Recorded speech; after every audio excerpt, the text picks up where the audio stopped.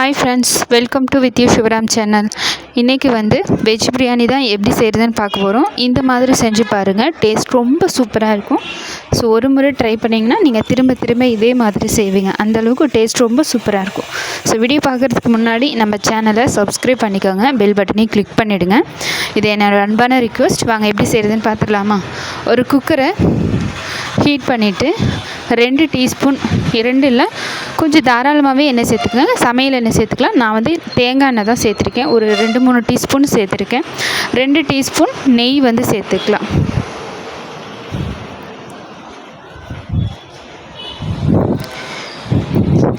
இப்போ 2 பிரிஞ்சி இலை, 3 பட்டை, 2 ஏலக்காய், 3 கிராம்பு, ஜாதிக்காய் ஒரு அரை பீஸ் எடுத்துக்கலாம். சோம்பு 1 டீஸ்பூன், கசகசா ஒரு அரை டீஸ்பூன். இப்போ இது எண்ணெய் காஞ்சதுக்கு அப்புறமா சேர்த்துட்டு இது சோம்பு கசகசா இது எல்லாமே நல்லா பொரிஞ்சதுக்கு அப்புறமா நல்லா பொரிய விட்டுறலாம். அதே மாதிரி எண்ணெய் நல்லா கலர் மாறி வரும். அது வரைக்கும் நல்லா பொரிய விட்டதுக்கப்புறமா இஞ்சி பூண்டு பேஸ்ட் 2 டீஸ்பூன் சேர்த்துக்கலாம். எண்ணெயிலேயே சேர்க்கும்போது டேஸ்ட்டும் மனமும் ரொம்ப சூப்பராக இருக்கும். எண்ணெயில் நல்லா ஒரு 2 நிமிஷம் நல்லா பொரிச்சிட்டு இப்போ ஒரு 3 பெரிய வெங்காயத்தை நீல வாக்கில் கட் பண்ணி எடுத்துக்கலாம். அது கூட காரத்துக்கு தகுந்த மாதிரி நீங்கள் பச்சை மிளகா சேர்த்துக்கலாம். நான் 3 பச்சை மிளகா மட்டும் தான் சேர்த்துக்கிறேன். எனக்கு இந்த காரம் போதும். ஏன்னா நம்ம கரம் மசாலா சேர்ப்போம்.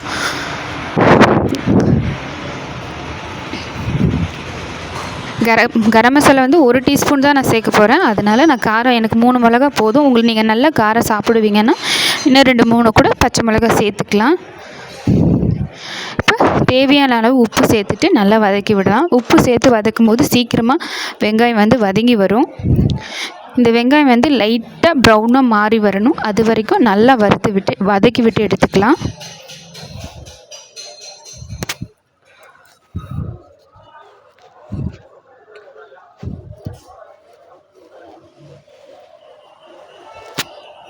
இப்போ பார்த்திங்கன்னா வெங்காயம் நல்லா வதங்கி வந்துருச்சு.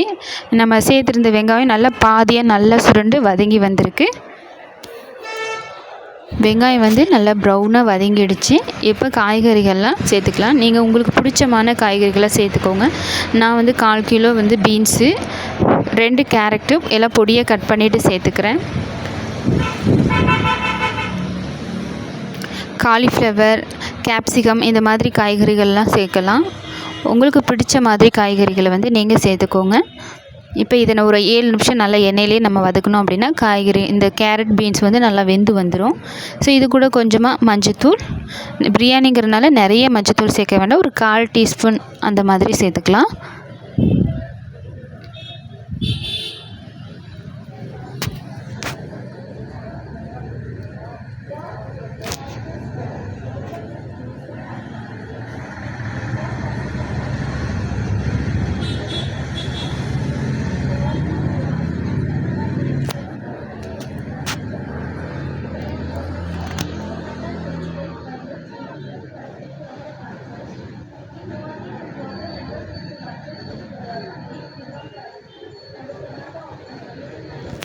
இப்போ பார்த்திங்கன்னா நல்லா வதங்கிடுச்சு. கேரட் பீன்ஸ்லாம் நல்லா வதங்கிட்டு ஒரு 3/4 வாசி நல்லா வெந்து வந்துருச்சு. இந்த டைமில் கொஞ்சமாக கொத்தமல்லி தழை, நல்லா கொத்தமல்லி தழை நல்லா ஒரு 2 கைப்பிடி அளவு கூட சேர்த்துக்கலாம். டேஸ்ட் ரொம்ப நல்லாயிருக்கும். புதினா ஒரு கைப்பிடி அளவு சேர்த்துக்கோங்க.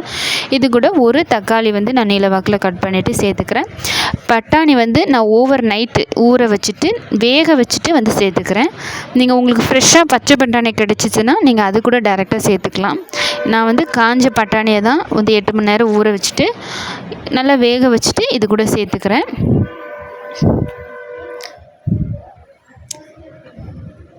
இப்போ தக்காளி நல்லா முழுமையாக நல்லா வதங்கி வரணும்.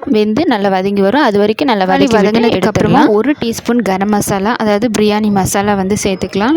எனக்கு அந்த வீடியோஸ் டெலீட் ஆகிடுச்சு. ஸோ அதை மசாலா சேர்த்துட்டு ஒரு 5 நிமிஷம் நல்லா எண்ணெயிலேயே வதக்கி பார்த்திங்கன்னா தக்காளியும் நல்லா தேவையான அளவு தண்ணி சேர்த்துக்கலாம். நீங்கள் என்ன அரிசி எடுக்கிறீங்களோ அதுக்கு தகுந்த மாதிரி தண்ணி எடுத்துக்கோங்க. நான் மலபார் அரிசி எடுத்துக்கிறேன். 1 கப்புக்கு 1.5 கப் தண்ணி சரியாக இருக்கும். அப்போ நான் அதுக்கு எந்த அளவுக்கு அரிசி எடுக்கிறனோ அதுக்கு தகுந்த மாதிரி தண்ணி சேர்த்துக்கிறேன்.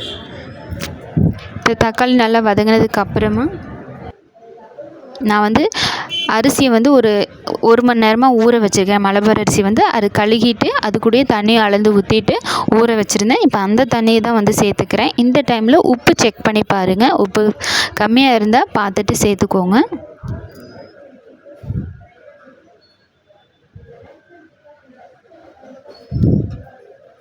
இப்போ நல்லா தண்ணி கொதி வந்ததுக்கப்புறமா நம்ம ஊற வச்சுருக்கிற அரிசியை வந்து சேர்த்துடலாம்.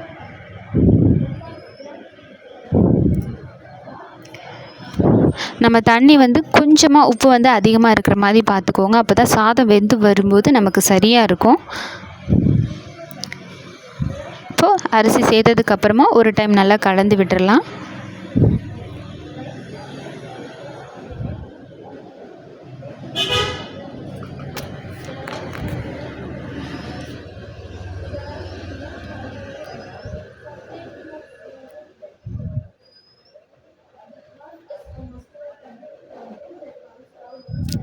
இப்போ மூடி போட்டு குக்கர் மூடி வந்து திருப்பி போட்டுட்டு இப்போ நல்லா ஒரு தண்ணி கொஞ்சம் ஓரளவுக்கு நல்லா இஞ்சி வந்ததுக்கப்புறமா இப்போ ஒரு டைம் நல்லா மிக்ஸ் பண்ணி விட்டுக்கலாம். நல்லா கலந்து விட்டுட்டு இப்போ திரும்பவும் மூடி போட்டுட்டு இன்னும் கொஞ்சம் தண்ணி வந்து இஞ்சி வற்றி வரணும். அது வரைக்கும் நல்லா மீடியம் ஃப்ளேமில் அடுப்பை வச்சுட்டு நல்லா கொதிக்க விட்டுடலாம். இப்போ திரும்பவும் ஓப்பன் பண்ணிவிட்டு நம்ம இந்த மாதிரி கலந்து விட்டுக்கலாம். இப்போ தண்ணி வந்து நல்லாவாசி நல்லா வற்றி வந்துடுச்சு, இஞ்சிருச்சு. இப்போ வந்து இந்தளவுக்கு தண்ணி நல்லா வற்றி வந்ததுக்கப்புறமா குக்கரை மூடி போட்டுட்டு இப்போ வேணும்னா உங்களுக்கு ஒரு டீஸ்பூன் நெய் கூட சேர்த்துக்கலாம். நம்ம ஆல்ரெடி நெய் வந்து 2 டீஸ்பூன் சேர்த்துருக்கோம். அதனால் இப்போ வந்து சேர்க்கலை, போதும். இப்போ குக்கர் நல்லா மூடி போட்டுட்டு வெயிட்டையும் போட்டுட்டு ஒரு அடுப்பை வந்து லோ ஃப்ளேமில் வச்சு ஒரு 5 நிமிஷம் மட்டும் தம் போட்டுடலாம். 5 நிமிஷம் தம் போட்டதுக்கப்புறமா ப்ரெஷர்லாம் தானாக ரிலீஸ் ஆனதுக்கப்புறமா ஓப்பன் பண்ணி பார்க்கலாம். இப்போ ஓப்பன் பண்ணி பார்த்தோம் அப்படின்னா இப்போ பாருங்கள் வெஜிடபிள் பிரியாணி வந்து ரெடி. இப்போ இதை நல்லா மிக்ஸ் பண்ணி விட்டுடலாம் ஒரு டைம் வந்து.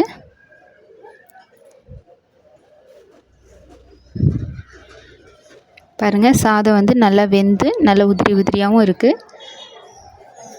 டேஸ்ட்டும் ரொம்ப சூப்பராக இருந்தது. நீங்களும் வீட்டில் ட்ரை பண்ணி பார்த்துட்டு எப்படி இருந்துச்சு அப்படிங்கிறத மறக்காமல் கமெண்ட் பண்ணுங்கள். வீடியோ பிடிச்சிருந்தா லைக் பண்ணுங்கள், ஷேர் பண்ணுங்கள். மறக்காமல் நம்ம சேனலை சப்ஸ்கிரைப் பண்ணி வச்சுக்கோங்க. அப்போ தான் அடுத்தடுத்து நான் போடுற வீடியோ வந்து உங்களுக்கு நோட்டிஃபிகேஷனாக வரும்.